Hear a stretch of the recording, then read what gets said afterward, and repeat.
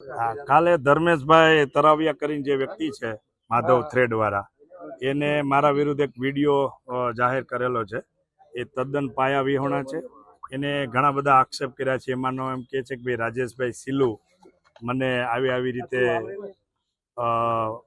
ધમકાવતા ને ઓલું કરતા ને એવું કંઈ છે નહીં. રાજેશભાઈ સિલ્લુ મારા મોટા ભાઈ છે, સાચી વાત છે, પણ એનું ડિપાર્ટમેન્ટ અલગ છે. હું વેપારી છું અને ધર્મેશભાઈ છે એ અમે આજથી 8-10 વર્ષ પહેલાં ભાગીદારી બિઝનેસ કરતા હતા અને એને એવા આક્ષેપ કર્યા છે કે ભાઈ માધવ થ્રેડ નામની જે પેઢી હતી એમાં વાત થઈ હતી કે આટલું પેમેન્ટ આપવાનું, તો મારા ભાગનું જેટલું પેમેન્ટ હતું એ મેં એને આપેલું છે અને એના મારી પાસે ઓથેન્ટિક પુરાવા છે.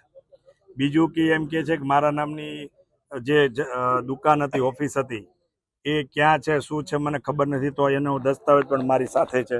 આપને કહો તો આપને બતાવી આપીશ કે મને એને દસ્તાવેજ કરી આપેલો છે અને એ પોતે સબ રજિસ્ટરમાં જાતે આવીને મને દસ્તાવેજ કરી આપ્યો છે અને અમે એને વ્હાઇટનું બેંકમાં પેમેન્ટ પણ આપેલું છે. એની વેલ્યુ ટીલ ટુડે પણ 5-6 લાખ રૂપિયાથી વધારે એની ઓફિસની કિંમત નથી, પણ એ મેં પણ વેચાતો લીધેલો છે.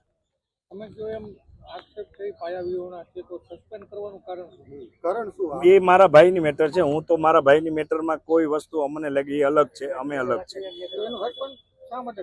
એ ના સાહેબ, એ એમની મેટર છે, મને ખ્યાલ નથી. મારા આક્ષેપ મારા ભાઈને ક્લબ કરીને મારા ધંધાને નુકસાન થાય અને અમારા સમાજમાં અમારી આબરૂ જે છે એ આબરૂ અમારા પરિવારની જાય એવો. ના સાહેબ, મને કોઈ કારણ ખબર નહીં. આપને ખ્યાલ જ હશે મીડિયામાં એમને જે કાંઈ વાયરલ. કોને સાથે? હા, મારા ભાઈ સાથે રિલેશન છે, પણ એક ભાઈ તરીકેના છે. ધંધાના અમારે કોઈ રિલેશન નથી.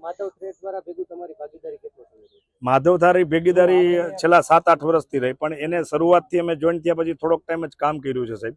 અને મારા જે પૈસા છે પોતે પર્સનલ ઓળગી ગયા છે. એને મારી પાસેથી અત્યાર સુધીમાં 82 લાખ રૂપિયા લઈ ગયા છે ભાઈ. અને 82 લાખમાંથી 18 લાખ રૂપિયા એ કે ઓર્ડર માટે લઈ ગયા, મશીન માટે લઈ ગયા. એ મશીનો પણ બારોબાર વેચી નાખ્યા છે અને એમ કહે છે હવે કે મશીન મારા ગોડાઉનમાં. તો મશીન જે પડ્યા છે એ જૂનો ભંગાર પડ્યો છે અને ટીલ ટુડે આજની તારીખમાં એમને જોતો હોય તો હું કાઢી આપવા માટે રેડી છું.